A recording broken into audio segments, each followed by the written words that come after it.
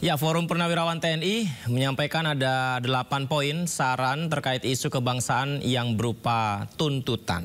Salah satunya pemirsa, ini poin ke-8. Mendesak pemecatan Wakil Presiden Gibran Raka Buming Raka. Wah, apakah tuntutan itu lebih bernuansa politis ketimbang yuridis? Kita akan ulas bersama. Kami sudah bersama Ketua Umum Solidaritas Merah Putih Silvester Matutina, pegiat media sosial Mustafa Nahrawardaya, serta pakar hukum yang juga Ketua Program Studi Magister Hukum Universitas Bayangkara Jakarta, Edi Hasibuan. Saya sapa narasumber istimewa saya. Selamat malam, abang-abangku. Apa kabar semuanya? Selamat malam. Selamat malam. Selamat malam. Malam. Terima kasih banyak sudah bergabung di Sindo Prime. Saya pertama ke Bang Mustafa dulu. Bang Tova, 8 poin itu para purnawirawan TNI ini sebenarnya kalau kita lihat seberapa urgensi untuk disampaikan. Karena yang disoroti poin ke-8, mengganti Wapres, usul mengganti Wapres. Mengapa ini dianggap urgent? Iya, sebenarnya kalau saya boleh mundur sedikit, bulan Oktober sebelum pemilu ya, kalau pemilu kan tanggal 14 Februari, beberapa bulan atau pekan sebelum pemilu sudah diingatkan oleh Bang Ahmad Brin bahwa soal Gibran ini akan menjadi masalah di masa mendatang karena beliau tidak memiliki kapabilitas kan waktu itu karena sengkarut ya di MK, kemudian MK dengan tanda petik mohon maaf ini dugaan masyarakat dengan adanya paman Gibran, kemudian Gibran diberi pintu masuk untuk bisa menjadi calon wakil presiden dengan berbagai cara yang dianggap ya mengangkangi demokrasi waktu itu. Lalu Carta Politika waktu itu juga melakukan survei yang ternyata menyatakan bahwa 48,sekian% memang tidak layak, ya, menyatakan masyarakat di responden itu menyatakan bahwa Gibran tidak layak. Hanya 38 yang mengatakan layak, tapi kan selebihnya itu ya tidak punya pendapat. Jadi sebenarnya warning ini sudah disampaikan sejak lama. Perkara kemudian masyarakat atau tokoh kapan kemudian mengungkapkan kekecewaannya itu akibat sistem demokrasi kita, baik buruk kalau sudah terpilih langsung dianggap sah kan. Oleh karena itu Gibran dianggap sah meskipun dengan segala kelemahan dan kelebihan. Oleh karena itu pendapat dari para jenderal yang sudah berpengalaman di kedinasan ya puluhan tahun di Indonesia ini jangan dianggap remeh. Jangan dilihat kemudian misalnya kan nggak bisa gitu. Nanti dulu dalam politik itu kita melihatnya jangan hitam putih karena politik itu ada dampak ya, ada ekses ya. Gimana pernyataan para jenderal ini tidak sebodoh itu para jenderal mengungkapkan pendapat tentang perlunya mengganti Gibran. Jadi jangan lihat tidak bisanya menurut undang-undang secara yuridisnya, tapi ya bagaimana dampak daripada pendapat ini? Karena apa? Berarti ada masalah di dalam yang kita sebagian dari tokoh kita baru sekarang mengetahui dengan pasti, baru sekarang merasakan apa akibatnya, akibat dari pengangkaan demokrasi melalui MK itu, di mana nuansa KKN-nya terlampau gampang ditebak, kemudian banyak hal-hal intervensi yang saat itu ya tidak diakui, tapi pada waktu sekarang mulai ada yang mengakui bahwa memang ada intervensi dan diakui sendiri. Oleh karena itu jangan melihat hitam putih. Pernyataan para jenderal ini, lihatlah bahwa ada keinginan untuk mengganti Gibran, artinya Gibran memang tidak layak di mata mereka. Dan lihatlah saja di media sosial ya, sekarang kalau Bapak lihat di media sosial memang terpecah menjadi dua. Tetapi yang pro terhadap para jenderal meskipun caranya belum dipikirkan, itu lebih banyak daripada yang tidak pro. Dan lihatlah akun-akun yang tidak pro dengan para jenderal ini, akun-akun yang tidak banyak followernya, yang mereka seperti akun robot. Seperti itu. Jadi memang ini menjadi masalah secara yuridis, tetapi secara sosial politik ya ini perlu menyebabkan ya saya Pak Edi Hasibuan atau yang lain ya akhirnya harus tampil malam ini untuk apa?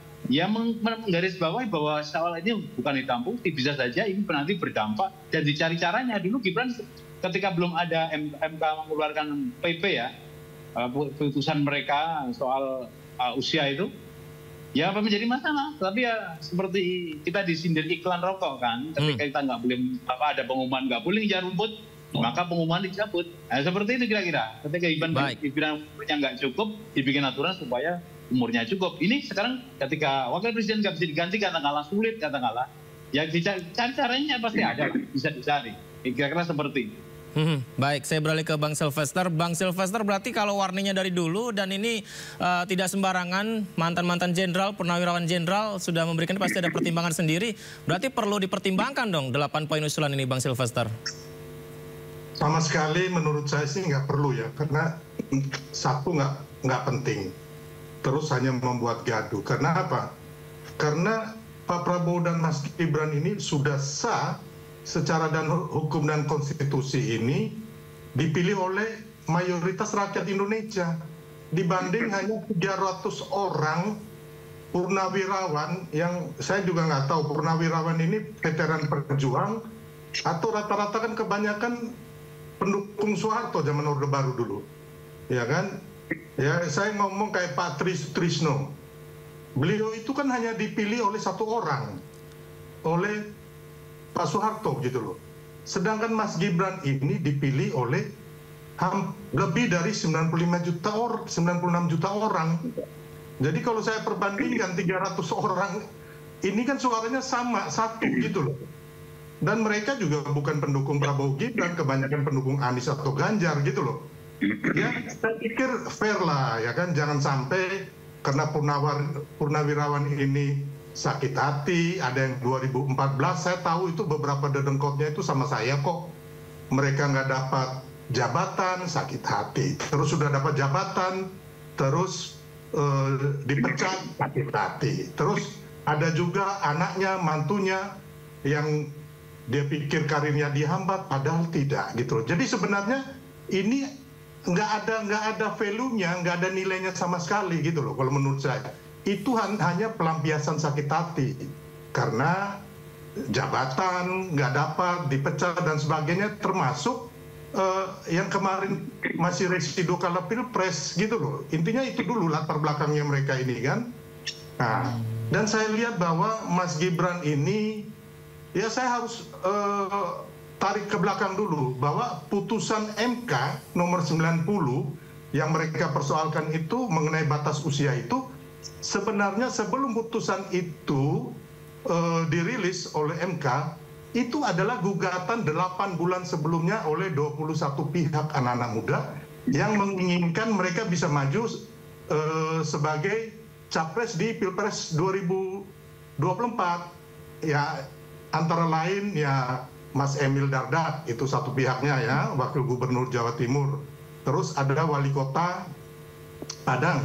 Terus ada Bupati Lampung Selatan, terus ada teman-teman PSI, dan akhirnya yang disetujui batas usia di bawah 40 tahun, dan apabila sudah pernah menjabat wali kota atau bupati itu, yang dikabulkan adalah gugatan dari saudara Almas.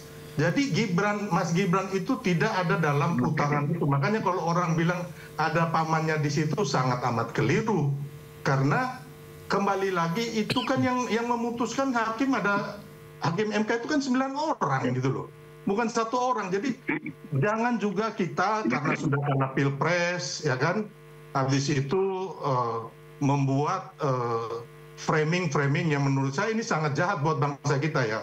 Harusnya ini kan yang pendukung orang yang kalah ini ya, termasuk Bang Mustafa ini kayaknya bukan pendukung Prabowo Gibran.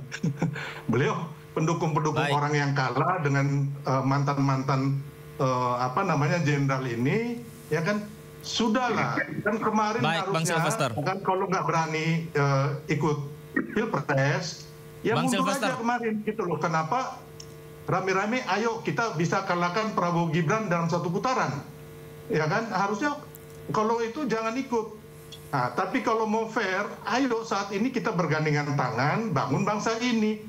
Nanti urusan pilpres, nanti 2029 kita fight lagi, kita tempur lagi gitu loh, dengan cara-cara yang... Baik, Bang Sylvester, kami sudah mendapat poinnya. Saya langsung ke Bang Tova minta ditanggapi pelampiasan sakit hati. Bagaimana menjawabnya Bang Mustafa? Politik itu biasa berpendapat, tidak perlu kita merasa jadi playing victim ya. Seolah-olah yang berpendapat berbeda dengan pemerintah itu orang yang sakit hati. Dari mana tahu sakit hatinya? Saya bantu Prabowo itu 10 tahun, 2014 saya mendirikan Barisan Prabowo. Kemudian pada tahun 2019 saya bantu Prabowo, padahal saat itu saya masih sekolah di Taipei. Saya pulang ke Indonesia ya, menjadi ketua relawan IT. Kemudian memang saya pindah ke Anies. Di demokrasi itu membebaskan kita pilih siapapun, meskipun saya sudah lama 10 tahun di Prabowo, saya pindah ke Anies biasa aja. Nggak ada sakit hati, dulunya juga nggak ada sakit hati. Dan begitu. Orang yang pernah membantu Prabowo dapat jabatan komisaris ya biasa aja, nggak perlu ngotot dengan seperti itu. Demokrasi itu bebas berbicara, ada batasnya, tidak perlu kita ditakut-takutin. Ini sakit hati, emang kelihatan hatinya sakit. Enggak lah, biasa aja. Orang berpendapat nggak usah dihambat-hambat, orang berpendapat nggak perlu diatur-atur. Biasa aja, apalagi yang berpendapat jenderal-jenderal. Itu sekolahnya sampai jenderal 4, Anda jauh sekali Pak Sylvester, yang sampai bilang itu omong kosong, nggak mutu apa. Aduh, jauh, saya jauh sekali. Kita hormati orang-orang. Saya itu berteman dengan jenderal yang kemudian iya, tapi kan ente nggak bisa jadi jenderal kan, tetap aja jadi kayak gini. Jadi saya memang mau jadi jenderal kok. Emang apa urusannya? Ya makanya kalau saya kok. Anda makanya dengan diri Anda. Jadi jenderal-jenderal itu berteman dengan saya 2014. Mereka minta jabatan. Saya tahu persis itu. Mantap. Karena mereka minta melalui saya juga. Oh gitu. Ya iyalah. Sekolah ruko, kuliah ruko hasilnya kayak gini pendapatnya. Omongnya itu loh. Mohon maaf ya. Benar, saya berteman. Lanjut. Ya. Makanya dapatan. Ya. Baik. Ya saya berteman sama jenderal itu ya. Aku nggak tahu berteman atau nggak. Saya berteman sama mereka. Mereka sakit hati. Pelampiasannya ngomong ke saya juga 2014 itu. Ya itu ada dedekotnya 2 orang itu teman saya. Ya Mas Mustafa. Ya. Baik, Bang Mustafa, Bang Sylvester dan juga Bang Edi, sebelum kita lanjutkan dialog kita simak dulu bersama-sama ya. Saya ajak semuanya untuk menyimak Wakil Ketua MPR RI Edi Suparno yang merespon desakan Purnawirawan TNI yang meminta Gibran Rakabuming Raka mundur dari jabatannya sebagai Wakil Presiden. Berikut pernyataannya. Kita berpegang pada konstitusi saja, ya. Hasil pemilu sudah disahkan oleh KPU dan kita sudah sepakati semua dan sudah dilantik Presiden Wapres. Tapi sejauh ini MPR menerima laporan seperti itu kah secara resmi gitu atau belum? Sampai saat ini masih belum. Dan kalaupun ada pasti kan nanti akan dibahas di rapat pimpinan MPR ya. Betul. Mas, tapi kan salah satu yang menjadi dasarnya juga karena pelanggaran kode etik yang dilakukan di MK ini bisa menjadi dasar untuk pencopotan Wapres juga nggak sih Mas? Itu kan sudah berjalan ya, dalam artian bahwa kalaupun sampai ada kode etik yang dilanggar dan kalau pada saat itu ada keberatan, mestinya dilakukan pada saat itu, gitu ya. Sementara ini kan kita sudah melantik dan sudah berjalan hampir 6 bulan ya pemerintahan. Ya. Itu saya kira itu perlu telaahan dari pakar hukum, tetapi kembali lagi MPR berpegang pada konstitusi ya, dan apa yang sudah kita capai saat ini itu merupakan pegangan kita berdasarkan landasan konstitusi. Kita lanjutkan dialog kita bersama Bang Mustafa, Bang Sylvester dan Bang Edi. Saya ke Bang Edi terlebih dahulu. Bang, begini, sebelum bertanya soal ya mungkin aturannya bisa dikatakan demikian. Ya. Tapi sebelum ke arah sana, apakah mengganggu demokrasi atau malah bagian demokrasi ketika ada aspirasi yang menyampaikan usulan 8 dan poin ke-8 usul Wapres mundur? Bang Siapa Edi? nih? Aku? Ya, Bang Edi, silakan Bang Edi. Oh iya. Ya pertama tentu saja memang kita menghormati apa yang disampaikan oleh para purnawirawan ya TNI ya. Ya bagaimanapun juga memang ini adalah negara demokrasi ya.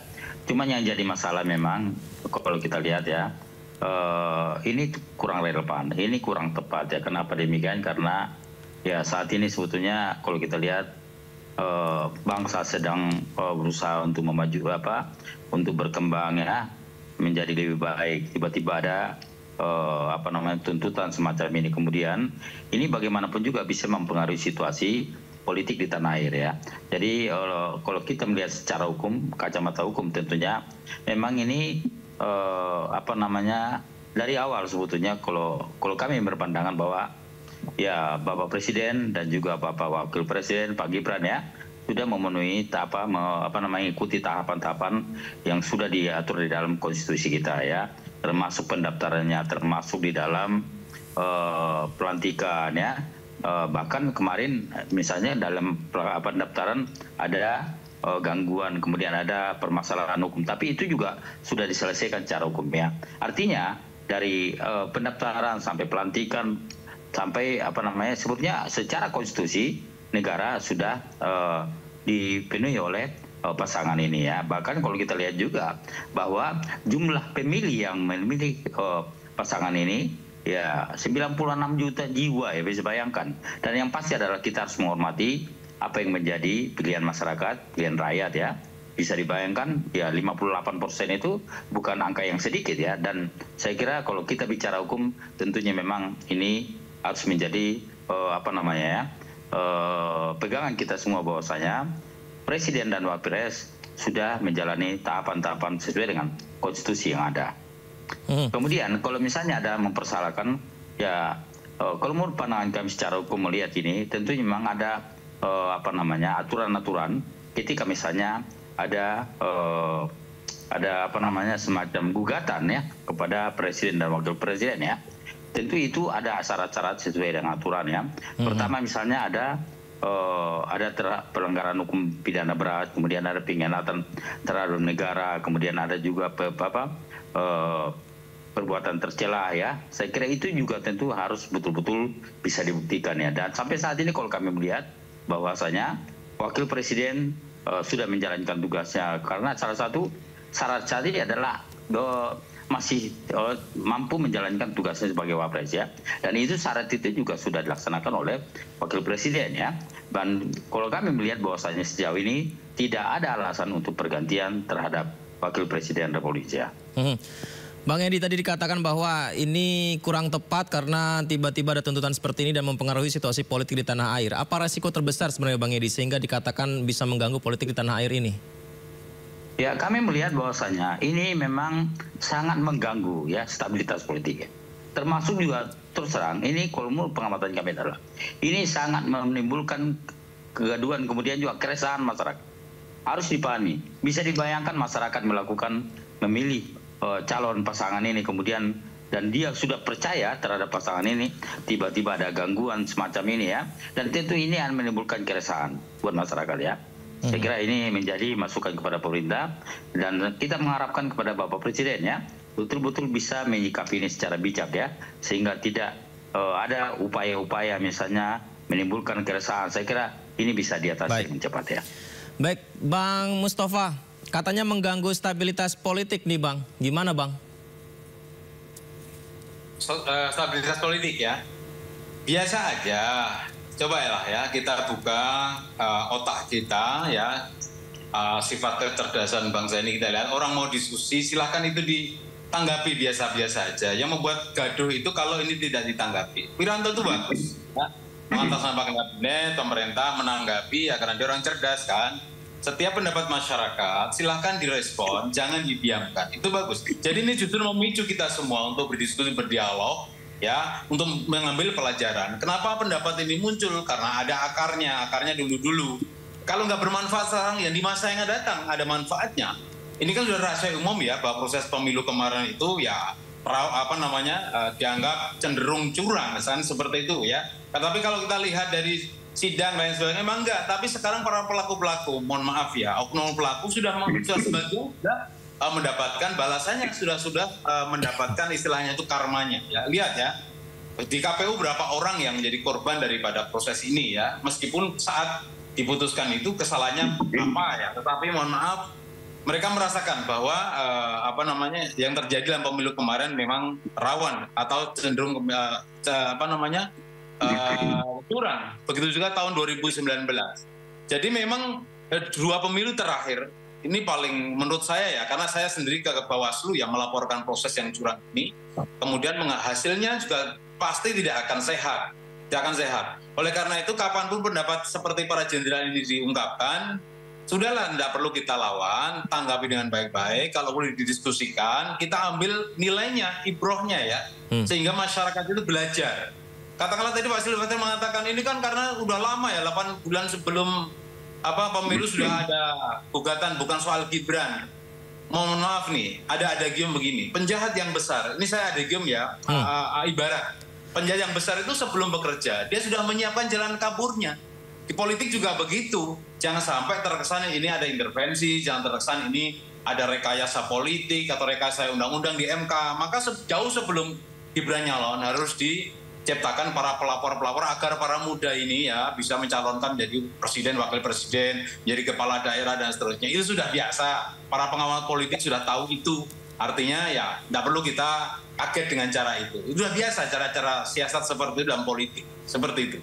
Baik, menarik. Kita kembali akan menyimak ini polemik 8 tuntutan Forum Purnawirawan Prajurit TNI yang salah satunya terkait usulan mengganti Wakil Presiden Gibran Rakabuming Raka mengundang reaksi beberapa petinggi partai politik dari Koalisi Indonesia Maju. Kita simak bersama-sama abang-abangku semua berikut pernyataan mereka.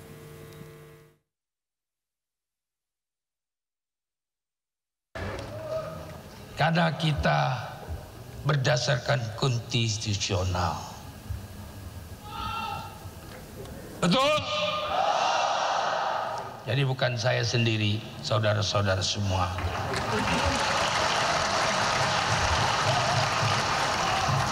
Kita menyadari, kita tahu situasi, kita tahu segala-galanya. Kita tahu siapa yang bermain, kita tahu siapa yang mengadu domba, kita tahu siapa yang menginginkan sesuatu dengan mudah, kita tahu semuanya. Ya udahlah, jangan kita terpancing olah-mengolah yang justru menimbulkan masalah-masalah yang justru merugikan bangsa kita sendiri. Ya kapan pemerintah ini melakukan gerakan pembangunan Astacita itu kalau misalkan selalu hanya menghabiskan energi pada respon secara konstitusi presiden dan wakil presiden kan sudah dipilih langsung oleh rakyat. Ya, kita lanjutkan dialog kita. Saya kembali ke Bang Silvester. Bang Silvester, bagaimanapun 8 tuntutan ini kan sudah disampaikan kepada Presiden dan ini mungkin bagian dari sebuah aspirasi dalam berdemokrasi. Apakah perlu 8 poin ini disoroti dan dievaluasi per poin-poinnya oleh Presiden? Saya pikir bisa iya juga, ya kan. Tapi harusnya sebenarnya 8 poin ini para purnawirawan ini melakukan riset yang benar-benar secara terinci ya. Alasan poin-poin ini satu persatu itu alasan hukumnya, dasar konstitusinya apa. Tapi yang kita lihat lagi poin ke-8 aja yang masalah pemaksulan Mas Gibran ini udah sangat, menurut saya sangat ngawur sekali gitu loh. Banyak kelemahan-kelemahan yang di poin 8 ini yang menurut saya ini kan udah selesai semuanya. Semua prosedur, semua perjalanan sampai hari ini 8 bulan Prabowo Gibran itu dilantik dan bekerja, tidak ada beliau berdua ini melanggar konstitusi. Jadi tidak ada pelanggaran konstitusi sama sekali. Jadi apanya yang mau dipermasalahkan gitu loh.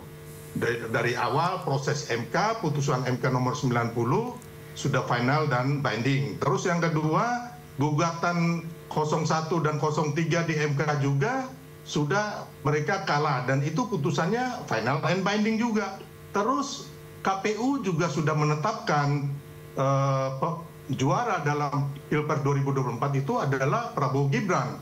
Dan akhirnya Prabowo Gibran juga sudah dilantik tanggal 20 Oktober di depan MPR gitu loh. Jadi semua proses ini kan berjalan dengan baik gitu loh. Makanya saya menyesalkan juga ini harusnya para purnawirawan ini memberikan kritik ataupun kritikan kepada pemerintah itu yang benar-benar umpamanya masalah korupsi ya kan. Kita harus kejar masalah korupsi. Nah, itu bagaimana gitu loh, atau mengenai program-program Pak Prabowo, mengenai MBG mungkin secara teknis ada yang belum baik, belum bagus, ya kan? Atau mengenai sekarang Pak Prabowo sudah swasembada beras, telur, ayam, ya kan? Mungkin ada juga yang masukan-masukan yang baik buat pemerintah. Saya lebih ke situ gitu loh. Tapi kalau yang kayak begini, menurut saya itu kembali lagi kita harus mengetahui latar belakangnya. Para purnawirawan ini seperti Bang Mustafa Nahra juga ini adalah orang-orang yang kalah, yang masih residu pilpresnya masih ada. Kalau nggak salah Bang Mustafa ini pendukung Anies atau siapa saya nggak tahu. Terus partainya sendiri, Partai Umat itu jadi partai kurcaci ya kalau nggak salah ya. Jadi nggak menang sama sekali, nggak masuk parliamentary threshold. Nah, jadi saya pikir kembali lagi, ayolah bangsa ini kan mau membangun. Kita perlu kesejukan. Ya kan? Menghadapi geopolitik, ekonomi dan dunia ini, ya kan, yang Baik. begitu tidak menentu. Harusnya kita sama-sama saling menguatkan gitu loh, bukan Baik. saling mengadu domba atau mencaci maki. Itu yang penting. Baik, itu yang penting. Tapi menarik tadi Bang Tova sempat disinggung juga. Tapi dari poin 8 banyak kelemahan. Salah satunya bukankah prosesnya juga sudah dialami semuanya, dijalani semua. Pemenang Pilpres Prabowo Gibran. Mengapa harus dipermasalahkan? Dulu Pak Prabowo itu tahun 2019 juga menolak hasil pemilu kok. Apa salahnya? Saya kan bersama beliau, tahu betul. Maka dulu ada kerusuhan, saya ke Bawaslu. Bang Silvester nggak paham soal waktu itu kenapa Pak Prabowo menolak hasil pemilu. Memang beliau jadi presiden, artinya apa? Beliau ini orang besar, wibawanya besar, punya menjadi bapak bangsa ya. Jadi ya biasa aja orang berpendapat, nggak perlu dikatakan itu sakit hati. Atau tadi yang kalimat terakhir itu para pemilu yang kalah gitu.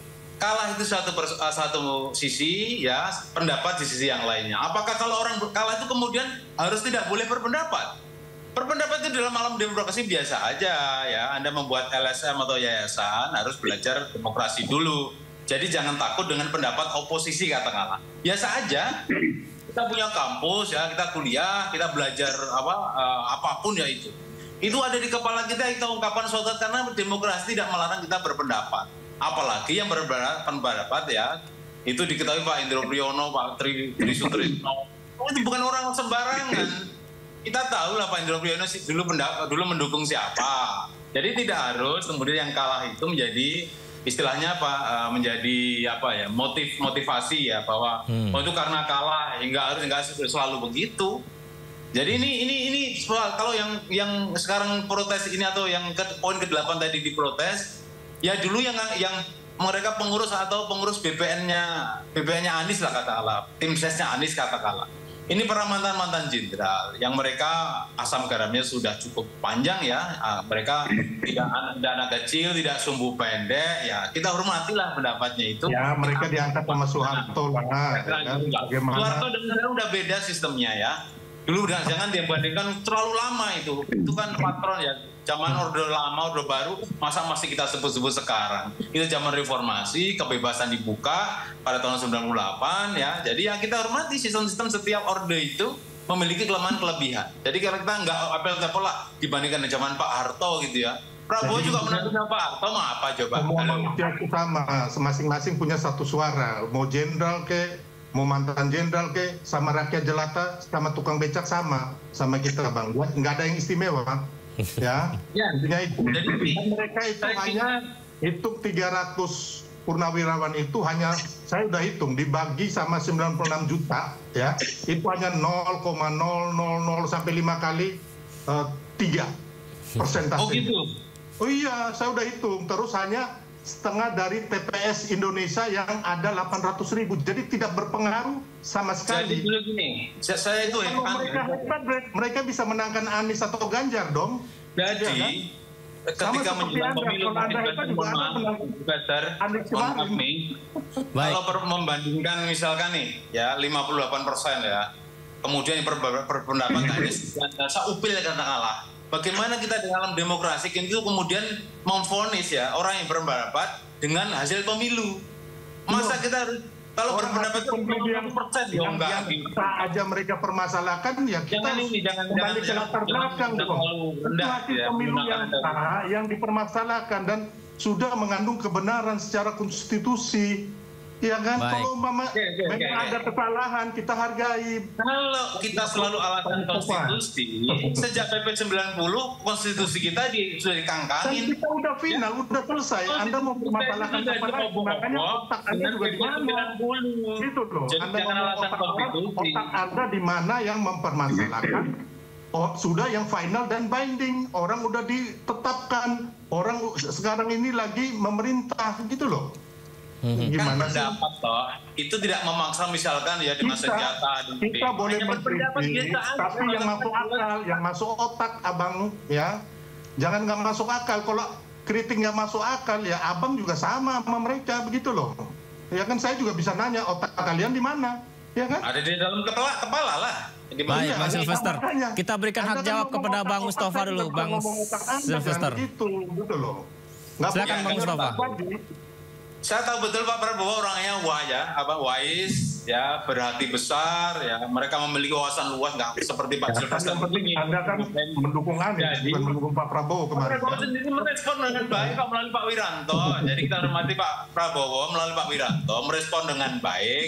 Nggak perlu kita takut nanti jabatan komisaris dicopot, nggak perlu. Tapi Anda tetap mendukung, tapi dengan akal sehat. Nggak perlu dengan emosi, ya. Seperti itu. Emosi, Anda yang ngomong otak. Jabatan muda ini, nggak perlu takut, nggak perlu khawatir pucet begitu. Nggak perlu, Pak Prabowo itu orangnya hebat. Tunjukkan saja bahwa janji presiden, janji kampanye itu dilaksanakan. Jangan sampai melebar kemana-mana. Dah itu aja. Kalau pendapat masyarakat jadi ketua tim kampanye nasional. Baik, silakan Bang Silvester. Ya, juga berkampanye loh. Saya harus memastikan Prabowo Gibran juga untuk menjawab atau merealisasikan semua janji kampanye mereka berdua. Itu kewajiban moral saya sebagai tim kampanye nasional Prabowo Gibran. Itu kewajiban saya, Bang Mustafa. Baik, setidaknya dengan yang terjadi ini kita membuka forum dialog dan itu adalah bagian dari aspirasi demokrasi ya Bang Mustafa dan Bang Silvester. Penutupnya saya minta Bang Edi Hasibuan, ini semua apakah politis atau yuridis Bang Edi? Ya, tentu saja memang ini akan menjadi ya bahan masukan ya kalau ya dalam hal. Tapi sekali lagi adalah kalau kita bicara masalah hukum ya tentunya memang ini sulit diterima ya. Saya juga tidak tahu ya kalau misalnya ada masukan seperti itu terus dari mana harus kita mulai ya, karena sampai saat ini kalau kita lihat sangat kondusif ya. Presiden dan juga Wapres juga sangat bisa menjalankan tugasnya dengan baik ya. Tidak ada juga masalah, kemudian tiba-tiba ini muncul ya. Tentu bagaimanapun juga ini muncul, ini juga bisa mengganggu situasi politik ya. Saya berharap sih hal seperti ini bisa segera diselesaikan kemudian agar masyarakat juga merasa tentram ya. Saya kira itu yang paling penting dari hikmat yang terjadi belakangan ini ya. Baik, terima kasih Bang Edi, Bang Silvester, Bang Mustafa sudah berbagi bersama kami, bersedia berdialog di Sindo Prime. Terima kasih banyak, selamat malam, Assalamualaikum.